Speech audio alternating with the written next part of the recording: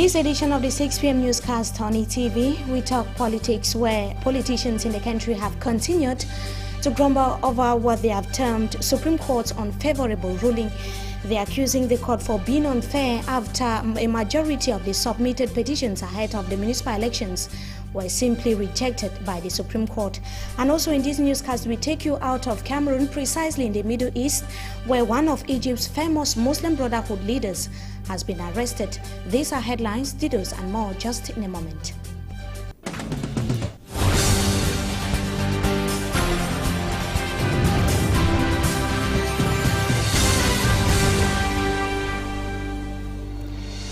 Good evening to viewers. Welcome to join us in this edition of the Primetime Newscast on Equinox Television. We begin right away in politics. As we announced in the headlines, the administrative bench of the Supreme Court has so far rejected 40 petitions amongst the close to 65 that were examined since yesterday.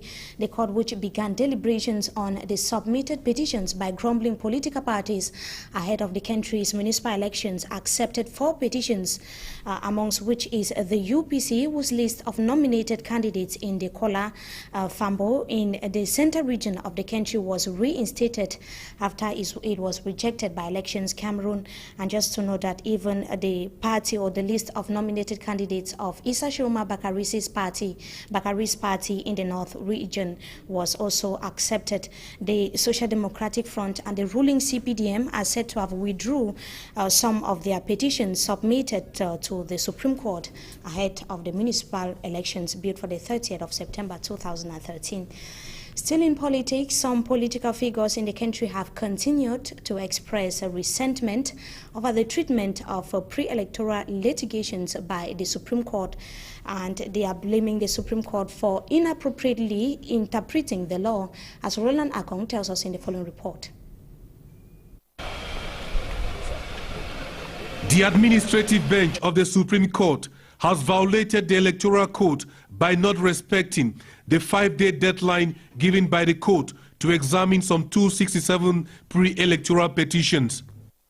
The legislator, at the time of passing this law, had a good intention to put it for 5 days because behind their mind, they knew that the administrative benches of the 10 regions would go operational. If you divide the 265 by 10, you realize 5 days is even much to handle this matter. But since they have decided to centralize it and this institution have not gone operational in the regions, that creates this violation of the law.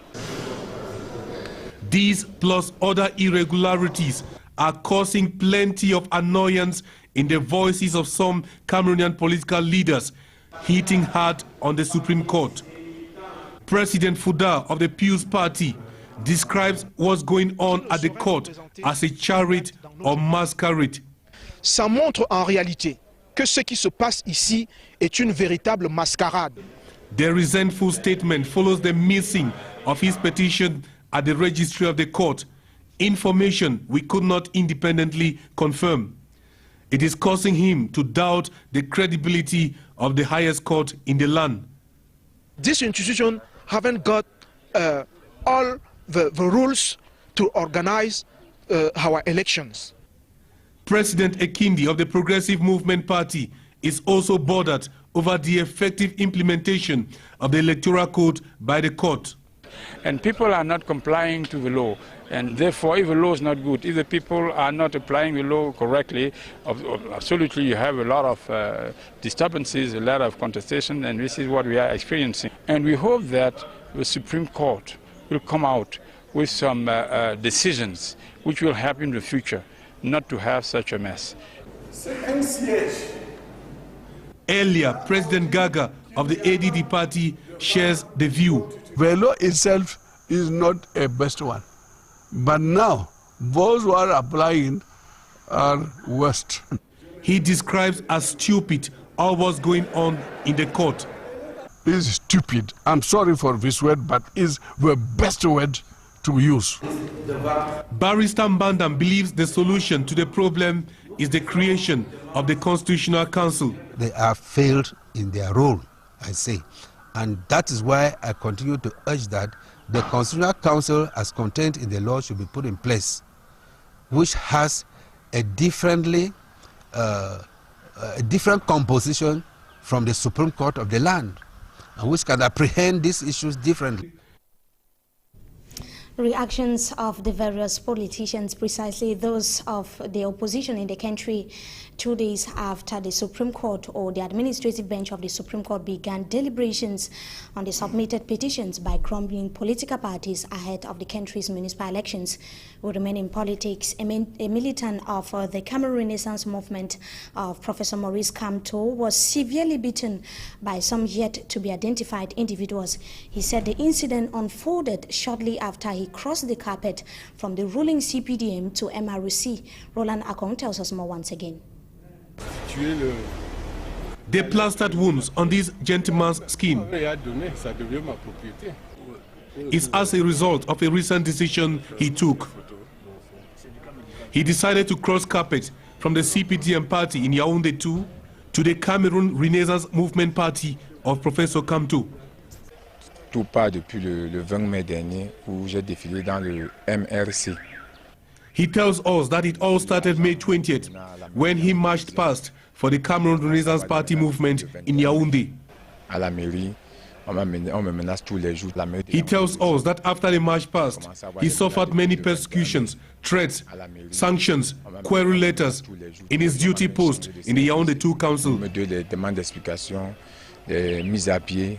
His unidentified assaulters burgled into his house Thursday night with the intention of killing him, but he overpowered them and came out with severe wounds. Political observers have condemned the act, which they described as an attempt of political genocide.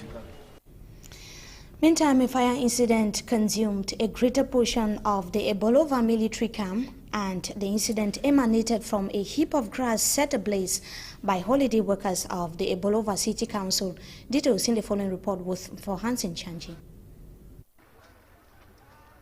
The wildfire that started from a heap of grass burnt by holiday workers at the Ebolova Urban Council quickly consumed part of the military base situated beside the council in Angale. It became more wide when it came in contact with over 500 tires that is usually used by soldiers for training. Colonel Albert Tangari, commander of the Battalion Soutien de Commandement, explains that the holiday workers did not know that the fire they lit will extend to other areas and that he was putting things in control. Students from the Battalion Intervention Rapide were also called to reinforce the rescue team from BSC, who were transformed into firefighters.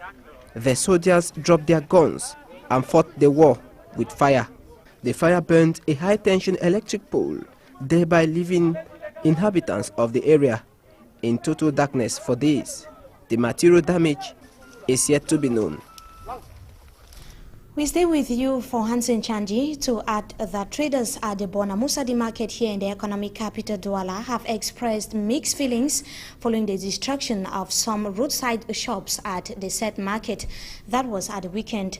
Some have said that the rate of turnover has witnessed an increase, while truck drivers or truck pushers rather are lamenting that the activities have come into a standstill. For Hansen tells us more once again.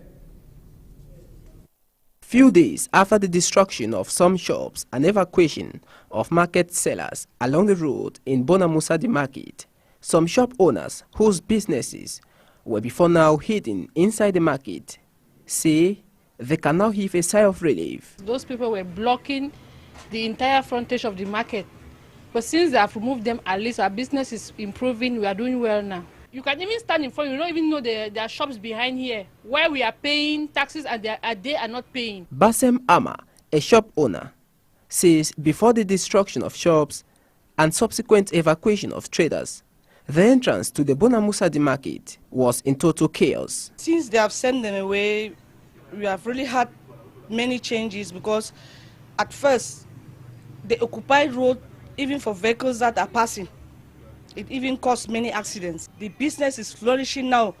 As you can see over there, when customers are at the roadside, they just they see our dresses inside through the glass. Now that these persons have been relocated inside the main market. Bassem thinks that their businesses will always flourish. It is not a disadvantage because most people who occupy stores is those who sell in the trucks. So they sell food stuff behind there in the market. So everybody knows that they sell food stuff behind in the market. So when they go behind there, when a client comes, the client will go behind the market and find it. If there is one group of persons who do not welcome the recent development in the market, it is truck pushers. Bless tells us that their business has witnessed a drastic drop now that traders have been sent far inside the market. Vehicles that used to offload goods are also obliged to enter the market. The destruction of the stores and evacuation has led to the creation of an office for policemen, an area which is being disputed by a lady who claims ownership of the area for the past 25 years. A consignment of books has been donated to the National Library based in Yaoundé Central region of Cameroon by the Egyptian ambassador to the country. The Egyptian diplomat made the donation that was Monday yesterday to the Minister of Arts and Culture, Amatou Toumona. The Egyptian diplomat said the gesture aims to boost cooperation between Cameroon and Egypt. He also said users of the National Library who stumble on the books would have an understanding of the rich Egyptian culture, and the Minister of Culture, Amatou Toumona, equally said that the exercise would enrich the National Library. Now in the following interview, let's have the reactions of the Egyptian ambassador and also Cameroon's Minister of Culture, Arts and Culture, Amatou Toumona. They spoke to Yaoundé-based correspondent Roland Akon. Yes, these books are going to enrich the collection of the National Library, and just to say that we have a project on the construction of a new National Library. It's a cooperation between two friendly countries. This is a group or a small library to the Library of Cameroon, to the intellectuals of Cameroon, to the students, to the researchers, in order that they would be open on the Egyptian culture.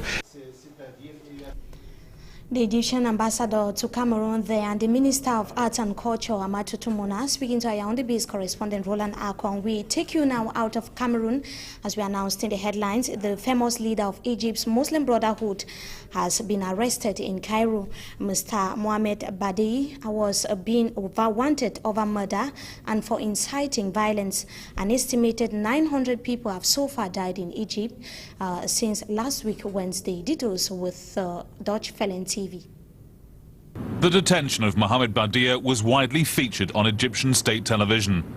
The 70-year-old is one of Egypt's most influential men. The seizure of the Muslim Brotherhood spiritual leader from a Cairo apartment during the night means that almost the entire political leadership is now in prison. News of his arrest spread swiftly. Many reacted with elation. For them, the military crackdown against the Islamist movement is justified. Thank God that Mohamed Badei has been arrested. The government should take all the necessary measures to stop these people. Arresting Mohamed Badei is a good thing. They say he is the brains along with his deputy, so it's a good step by the police. But in this increasingly divided country, many other Egyptians oppose the military government's actions. The Muslim Brotherhood, meanwhile, has vowed to dramatically increase their opposition. The United States has urged Egypt not to ban the Brotherhood and is reviewing whether to freeze its aid to Egypt. But the U.S. Defense Secretary ruled out further action. Our ability to influence the outcome in Egypt is limited. It's up to the Egyptian people. For now, Egypt's rulers are maintaining a hard line. Badei and two of his deputies are due to stand trial this coming Sunday. The charge, incitement to murder. And that does it for this segment of the news. Up next, we meet our guest.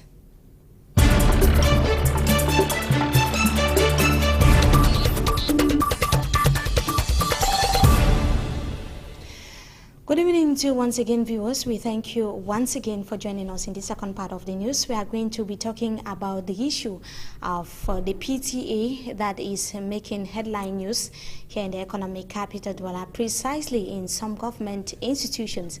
Is it an obligation, or it is simply being imposed upon parents by teachers of certain institutions here in the economic capital, Douala, and the country at large? Our guest tonight is an educationist. Good evening to you, Mr. Boga, and thank you so much for joining us tonight. Good evening, and thank you for inviting me to this platform. I should be thanking you for having accepted our invitation. We are going to be talking about the issue of the PTA, that is the Parents Teachers Association, that is being levied on parents in secondary as well as primary institutions, but it is posing a very bigger problem in secondary institutions, precisely here in the economic capital, Douala. Just to find out from you as an educationist, is it an obligation? Well, I believe that within the learning milieu, the PTA, Parents Teachers Association, should be an obligation, because the learning process requires that the teachers and the parents of the students or the pupils, they must always have a forum whereby they meet and they discuss on the well-being of the children. So the PTA, I don't see it as anything that is bad. What about the levy? That is being the levy of the PTA levy that is being imposed, I should call it imposed on parents. Yes, the irony is that most of the times now when we talk of PTA, it is just a meeting whereby the parents and the teachers, they sit together to discuss the fate of their children. But now, people have hijacked the whole issue, and whenever we come to hear of PTA, it is a forum whereby parents are imposed certain dues to pay in the school, and they even go as far as parents can even sit and they just call them and they tell them that you have to pay this money in the name of PTA without consulting with the students. That one is wrong. With the parents, that one is wrong. So to you, it should be a mutual something between the parents and the teachers. There should be an agreement as to what amount of money the parents are supposed to pay. Yes. A PTA meeting means that the parents and the teachers, they come and sit down and they form an executive. The PTA budget is not determined by the principal of a school and should not even be managed by the principal of the school. The PTA, the parents, when they sit, they vote their executive, and when there is a project to be carried out, if the principal conceives a project, if the need arises, he brings the project to the PTA. They look at it. If the parents are in agreement with it, then they sit down and they come to a common consensus that we can contribute this amount for the realization of the project, and they go ahead. It is not the decision of the principal. If the principal is not deciding, who therefore manages the funds of the PTA? Normally, is it the parents themselves? Normally, the person who is supposed to manage the fund of the PTA is the president of the PTA, because they have the president, they have their own treasurer, they have the financial secretary, they have the executive body. They are those to manage the fund of the PTA, not the principal. There are also reports of how parents are complaining that the normal PTA levy that was given to them, or the levy that was placed on them maybe in the year 2000 and the last academic year or the previous academic year, has increased this year. So how does it happen? Is there a specific amount of money that parents are supposed to pay, or what could be your reaction on that? Well, as far as I am concerned, the government knows no money as PTA levy. When a government school is created, it is a community school. They have a project from the initial point of view. If they have to construct a number of classrooms, they can call the parents of the students there, and they sit down and they accept that they will pay in this amount. After the project has been realized, then there is no other money to be paid. So it is possible that you can be in a government school, you pay 10,000 francs this year, and next year you don't even pay anything because there is no project to be carried out. Now, the problem is, I know of schools that for the past 2 years or 3 years, no PTA meeting has been held. I'm a parent in school. But no PTA meeting has ever taken place from the time of the former principal up till now. But we keep hearing that the PTA levy is this, the PTA levy is this. The question is, who sits down to determine the amount that they have to pay for PTA? When a government establishes a school, that school is government's aid for the education of the poor ones. The irony is that we are seemingly discovering that government schools are becoming the most expensive schools, especially here in the economic capital. If you are not financially vibrant, you cannot sponsor a child in the government school, which is completely contrary to the policy of the government. So what does the policy of the government say? What does it say? A government school is scholarship, meaning that the poor who are not able to sponsor their children in the mission schools, the lay private colleges, or primary schools, they can be able to send their children there because it is said that registration in government schools is free. That is what is said. But when we come to hear that a government school first circle is paying 38,500, second circle is paying 45,500 at, second circle science is paying 48,500 at. It seems as if the government school has been transformed into a lay private college, whereby the principal becomes automatically the proprietor because the government, that is not the policy of the government. An indication that there's somewhat sanctions to maybe students that fail to pay the PTA levy. There are some sort of sanctions, or what are we, if a student or a parent decides not to pay the child's PTA, would it be any problem? Well, I believe that it seems like it's an obligation. All parents are supposed to pay PTA levy, depending on if at all they sat down on a common platform and accepted that this is the project that we want to carry on. And they accepted that, okay, because we want to add the number of classes in the school for the benefit of our children, maybe we want to add the taps in the school, maybe we want to electrify the school, or maybe the number of teachers in the school are not enough. There is the need to employ part-time teachers. That one is not the issue of the government. The PTA now sits down, and if the parents accept that we should contribute 5,000, 10,000, it is the responsibility of all the parents to pay. But in a situation whereby there is no PTA meeting, but they deal only with the executives, then the parents are not supposed to pay. Does that happen to in private schools? I should believe that you are also a proprietor of a private institution of learning here in the economic capital, Douala. So how does it happen at your level?